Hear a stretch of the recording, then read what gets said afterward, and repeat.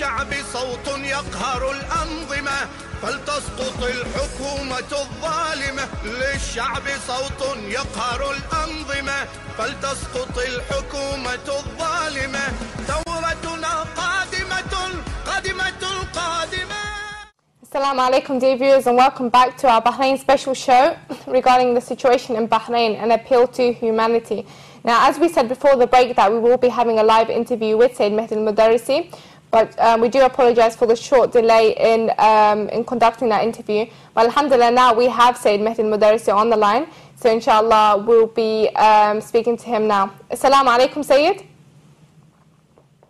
Assalamu alaikum wa rahmatullah, sister, to you and to the team, as well as our dear viewers. Thank you very much. Just for the audience at home, I'm sure you all saw Sayyid Mehdi's speech, some very important points mentioned, but inshallah now we'll be asking him more questions in specific. Sayyid, first I wanted to ask you regarding the situation in Bahrain. I mean, there hasn't been much media coverage, mainstream media coverage on the situation in Bahrain, and we've been receiving some phone calls from individuals saying exactly what is happening in Bahrain. Many people are uninformed of the current situation. If you could speak more about that. Well, as you said, sister, there has been a media blockade of the situation in Bahrain. It's as though not only are there other headlines that are overshadowing the situation, the very dismal circumstances that we're witnessing in Bahrain, but it seems that there is a systematic attempt by mainstream media to completely ignore the atrocities and the carnage that's taking place over there. Chris, we've spent a lot of time on the programme talking about Libya, but what's happening in Bahrain is more violent and of much more strategic interest to the United States. Because of oil. Because of oil and because the Fifth Fleet is stationed there. What happens in Bahrain is really critical to America, but it's in Washington's interest and the White House's interest that we don't report this story very much. They would like that one to go away because there's no real upside for them in supporting the rebellion by the Shiites. How does not reporting it help? Because they just don't want too much attention focused on what's happening there, because they don't want to be having to be pushed into a position of helping the Shiite rebels there. I mean, let me take you just a step back and give our dear viewers a little overview about the regime that is in place in Bahrain. And let me just say before I talk about that, I don't care about the politics. It's not the political aspect that we're trying to shed light upon here. What we're trying to get people to realize is how dire the humanitarian situation is. Because, I mean, it's a long-established and abundantly documented fact that authorities in Bahrain have practiced systematic discrimination and brutal repression of its majority Shia population for years. You know, things like political imprisonment, documented cases of torture, cold-blooded murder of peaceful civilians. Now, right now, we're facing a tragedy of unprecedented proportions.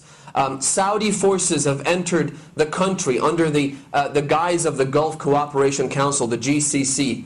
Bahrain Shias face the possibility of sheer sectarian cleansing, as I've said in other talks and interviews, which is being perpetrated by those who label Shias as apostates, heretics, and Zoroastrians that must be eliminated by swords. If you do a quick search on Twitter, Facebook, and YouTube posts and comments, that will reveal the venomous hatred towards the Shia population, the majority population that is in Bahrain. It's an enmity that fuels anti-Western violence by Al-Qaeda terrorists, who are Wahhabis, by the way. It's that same enmity that is now being carried out, that is now being manifested by the Saudi forces, the Wahhabi Saudi forces, with guns. Which leaves one wondering if there is any way out for all the vulnerable Shias in Bahrain. The situation right now is very bad, sister. The fact of the matter is that for a while there was a little bit of media coverage. You had the New York Times, the Wall Street Journal, you had other mainstream media outlets trying to focus in on what's happening in that very strategic area. After that, however, it's as though there's nothing happening. At a meeting in Paris with the US Secretary of State Hillary Clinton, the Emirates Foreign Minister said his country was simply answering a call for help. The Bahraini government asked us yesterday to look at ways to help them to diffuse the tension in Bahrain. The UAE is currently the president of the Gulf Cooperation Council, and he is here representing the GCC, so we will have a very comprehensive discussion.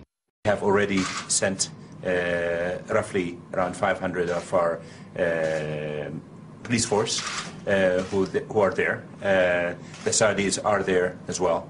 There are other Gulf countries which are going to participate to support the Bahraini government and to get calm and order in Bahrain and to help both the Bahraini government and people to reach to a solution which is for the best for the Bahraini people. Well, the reality of the matter is, right now the authorities, after cracking down in a very brutal way on the peaceful demonstrators who were there trying to ask for very simple human rights, after getting them all to go back to their homes, what the in doing so also killing dozens of people. There are over 120 people who are imprisoned. We know that they've been arrested, and there are at least 60 people missing.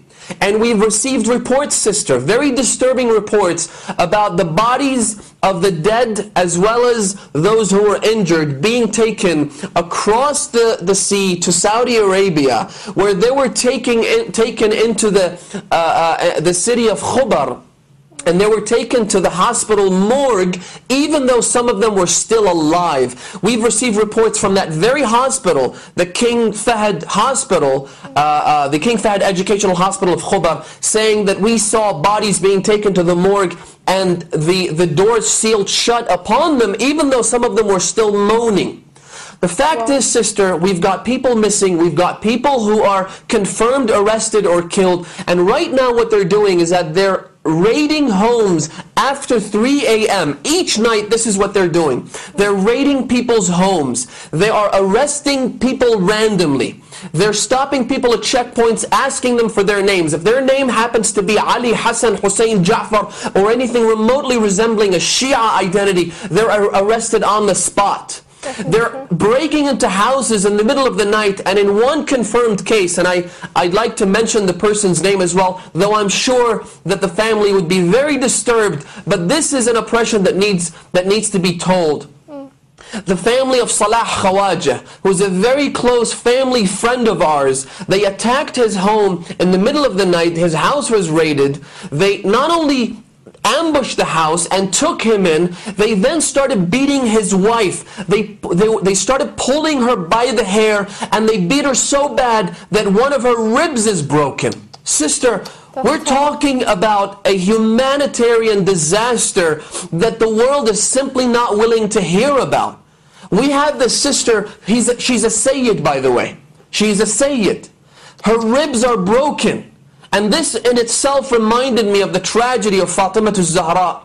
And I want to appeal to viewers all over the world, brothers, sisters, no matter what your political persuasions, no matter what your ethnic denominations, no matter what religion you subscribe to, I swear to God, this is a tragedy that needs to be stopped.